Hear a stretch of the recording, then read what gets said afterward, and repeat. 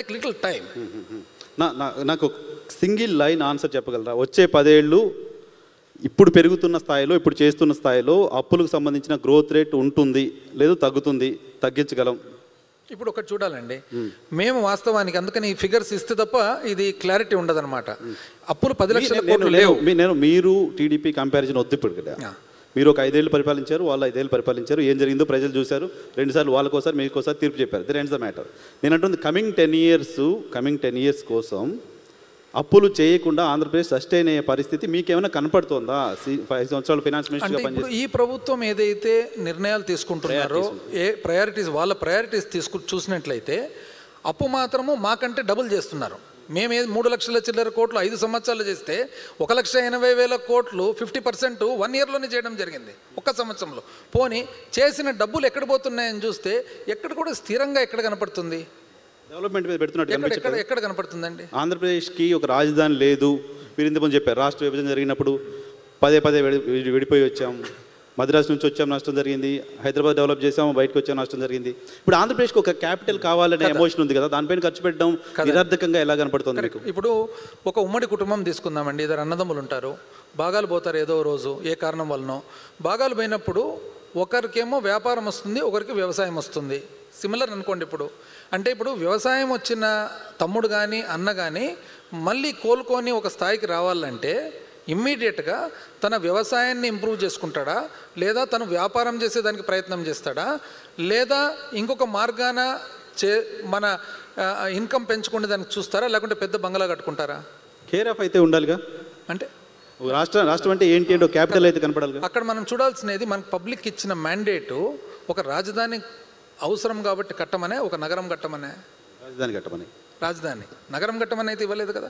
మీరు రాజధాని కట్టాలంటే దాని పద్ధతి దానికి ఉంటుంది. మీరు ఎక్కడ కావాలంటే అక్కడ కట్టుకోవచ్చు, ఇంకోటి చేయొచ్చు, కానీ దాని పద్ధతి దానికి ఉంటుంది. కానీ నగరమే కట్టాలని చూస్తే అది వీలవుతుందా? ఈ పరిస్థితుల్లో ఇప్పుడు నేను ఒక వైట్ పేపర్ అనేది ఒకటి నేను చూడడం జరిగిందనమాట అమరావతి మీద. ఈ కొత్త ప్రభుత్వం వచ్చిన తర్వాత ప్రజెంట్ చేసిండేది. దాంట్లో మొదలు పెట్టడమే ఏం మొదలు పెడతారంటే, మనం ఆర్థికంగా చాలా ఇబ్బందుల్లో ఉన్నాము, రాష్ట్ర విభజన తర్వాత ఇబ్బందుల్లో ఉన్నాము, రాష్ట్ర విభజన తర్వాత ఇబ్బందులు వచ్చినాయి, అన్నీ బాగుంది. కానీ ఇబ్బందుల్లో ఉన్నప్పుడు ఏదైతే మన దగ్గర ఉన్న మినిమం డబ్బులు ఉన్నాయో దాన్ని ఏ విధంగా ఖర్చు పెట్టబోతున్నామో, ఎంత క్విక్గా రిటర్న్స్ వస్తాయి, ఏ విధంగా మనం అప్పు చేస్తే ఆ అప్పును ఏం చేయాలి, పబ్లిక్ మీద ఇన్వెస్ట్ చేయాలన్నా లేకుంటే మనము 1,00,000 కోట్లతో ఒక నగరం కట్టుకునేదానికి పోవాలని అనేది ప్రశ్న. సో అప్పుడు మీకు ఒక అవకాశం ఇచ్చారు. మీకు ఒక అవకాశం ఇచ్చినప్పుడు నగరం నిర్మాణం కాకుండా రాజధాని నిర్మాణం చేద్దాం పోని అని ఎందుకు అనుకోలేదు మీరు అప్పుడు? అందుకని ఇప్పుడు మేము ప్రభుత్వం ఏర్పాటు చేసుకున్న తర్వాత first year settling down time, 2 years, దాని తర్వాత కోవిడ్ వచ్చింది. ఈలోపు ఇవన్నీ గమనించిన తర్వాత మనకు అర్థమైండేది ఏమంటే, ఇప్పుడు పబ్లిక్ మనకిచ్చిన మ్యాండేటు పరిపాలన కోసం ఒక రాజధాని పెట్టమని చెప్పేసి, మనకు ఏదైతే ఉత్తర కోస్తా ఎంత ఇంపార్టెంటో కోస్టలాంధ్ర కూడా ఈక్వల్లీ ఇంపార్టెంట్, రాయలసీమ కూడా ఈక్వల్లీ ఇంపార్టెంట్, సమానమైన ఇంపార్టెన్స్. అందుకని నేను మొదలు పెట్టడంతోనే శ్రీబాగ్ ప్యాక్ట్ నుంచి చెప్పిండేదన్నమాట. అయితే ఇందులో డీసెంట్రలైజ్డ్ డెవలప్మెంట్ ద్వారా అన్ని చోట్ల కూడా అభివృద్ధి చేస్తూ, ఇండస్ట్రియల్ ఎస్టేట్స్ అభివృద్ధి చేస్తూ, రోడ్స్ తెచ్చి, ఏదైతే పోలవరం ప్రాజెక్ట్ ఉందో పోలవరం ప్రాజెక్టును త్వరగా కంప్లీట్ చేస్తూ, అదేవిధంగా మనకు ఆ సమయానికి నగరాలు కట్టేంత శక్తి, సామర్థ్యము, స్తోమత ఎవరికీ ఉండదు. కాబట్టి ఈరోజు హైదరాబాద్ వెలిసిందంటే 400 సంవత్సరాలు పట్టింది. నగరం కట్టే స్తోమత లేదు, నగరం కట్టడం వైబిలిటీ కూడా కాదు, డబ్బులన్నీ తీసిపోయి నగరం పై ఎలా పెడతాం మీ పాయింట్. నా పాయింట్ ఏంటంటే, నగరం కాదు రాజధాని అంటే 4 బిల్డింగ్స్ అయినా కట్టి ఉండొచ్చు కదా, అది కూడా ఎందుకు మీరు చేయలేకపోయారని పాయింట్ రేజ్ అవుతుంది కదా. అంటే కోర్టు ఉన్నింది కదా, జ్యుడిషియల్ సబ్జుడిస్ ఇష్యూ, కాబట్టి మేము ఆగాల్సి వచ్చింది. బట్ ఆ రోజు మాత్రము మనము సర్వీస్ రంగం ఇంప్రూవ్ కావాలి క్విక్గా. సర్వీస్ రంగం ఇంప్రూవ్ కావాలంటే మనకు ఐటీ సర్వీసెస్ అనేది క్విక్గా పెరగాలి. ఐటీ సర్వీసెస్ క్విక్గా పెరగాలంటే దానికి అన్నిటికీ అనుకూలమైన స్థలం వైజాగ్ అనేది తేల్చడం జరిగింది. అదేవిధంగా అగ్రికల్చర్ ఇంప్రూవ్ కావాలి, ఎడ్యుకేషన్ ఇంప్రూవ్ కావాలి, దానికి సరైన ప్లేసు మనకు గుంటూరు అండ్ విజయవాడ.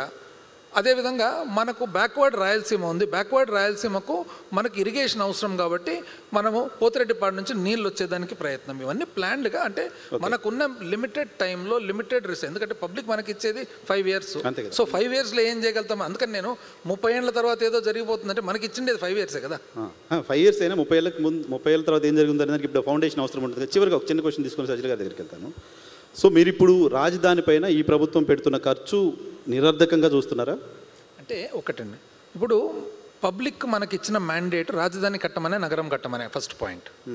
రాజధాని మీద ఎంతన్నా కట్టండి, అడ్మినిస్ట్రేటివ్ మీకు రాజధాని కట్టమని కనబడుతోంది. గత సర్కారు హామీ ఇచ్చి వచ్చింది కదా, నవనగరాల నిర్మాణం చేస్తామని హామీ ఇచ్చింది, దానికోసం భూములు తీసుకుంది, దానికి సంబంధించిన అప్రూవల్ తీసుకుంది, అదే చెప్పింది, అదే చెప్పి ఓట్లు అడిగింది, జనం ఓట్లు వేశారు. హామీలు రెండు రకాలు కదండి. ఒక హామీ వచ్చేసి మనం నిజంగా చేయాలనుకునేది, ఒక హామీ ఎలక్షన్ పర్పస్ కోసం ఇచ్చే హామీ. మళ్ళీ ఇది ఏ హామీ ఉంటాయి, అట్లా రెండు ఉంటాయా? ఏ హామీ కింద వస్తుందో ఇది? మరి రాజధాని కడతాం, అమరావతి పెద్ద ఎమోషన్, అమరావతి కోసం ఉద్యమాలు జరిగాయి, జనాలు కోరుకున్నారు. We completely understand the sentiments and emotions. మనం ఒకటి చూస్తే, ఆ బుక్ చూస్తే ల్యాండ్ పూలింగ్ ద్వారా ల్యాండ్ తీసుకోవడం జరిగింది. 28,000 రైతులు 30,000 ఎకరాలు. అంటే అర్థమేమి? ఇంచుమించు ఒక్కొక్క రైతు ఒక ఎకరా, దాదాపు చిన్న రైతు. ఇంతకాలం కూడా చిన్న రైతు పాపం ఎంతో కష్టపడి ఎంతో చేసుకుంటూ వచ్చి, ఎవరైనా మీరైనా నేనైనా ఒక విలువ వస్తుందంటే ఎవరైనా కానీ ఇంట్రెస్ట్ చూపుతారు, ఆశపడతారు. కానీ మనం పాలిచ్చే వాళ్ళము ఇది కరెక్టా? అది రివర్ ఫ్లడ్ ప్లేన్. సో ఇప్పుడు మీరు మాట్లాడుతోంది మళ్ళీ వైసీపీ గెలిస్తే రాజధాని ఏమైపోతుందనే అనే ఆందోళన అట్లే ఉంచుతున్నారు జనాల్లో. ఇప్పుడు నేను చెప్పేది ఏమంటే, అందుకని రాజధాని నగరమా? నా పాయింట్ అంతా రాజధాని అంటున్నారు వాళ్ళు, నగరం నగరం అంటారు. మీరు వస్తే మీ ప్రయారిటీ రాజధాని. వాళ్ళు ఏమంటున్నారు? రివర్ ఫ్లడ్ ప్లేన్ మీద కడతామని అంటున్నారు. దానివల్ల కాస్ట్ ఆఫ్ కన్స్ట్రక్షన్ కానీ ఇది కానీ ప్రాక్టికాలిటీ కానీ. రివర్ ఫ్లడ్ ప్లేన్ అంటే ఏమి? నీళ్లు పైకి వస్తాయి, నీళ్లు లోపలికి పోతాయి. సో ఎన్ని కెనాల్ను ఎన్ని చేస్తే ఇది వీలవుతుంది దీన్ని కంట్రోల్ చేసేదానికి? పాపం అమాయక ప్రజలు ఉన్నారు కదా, అమాయక ప్రజలకు మనం ఏదైతే ఇప్పుడు నిర్ణయం తీసుకునేది వాళ్ళకి న్యాయం చేసినట్ల అన్యాయం చేసినట్ల అనేది మన పాయింట్ అన్నమాట. Right sir, thank you. Sajjala Ramakrishna గారు నమస్తే సార్. గడిచిన 5 ఏళ్ల కాలంలో ఆంధ్రప్రదేశ్లో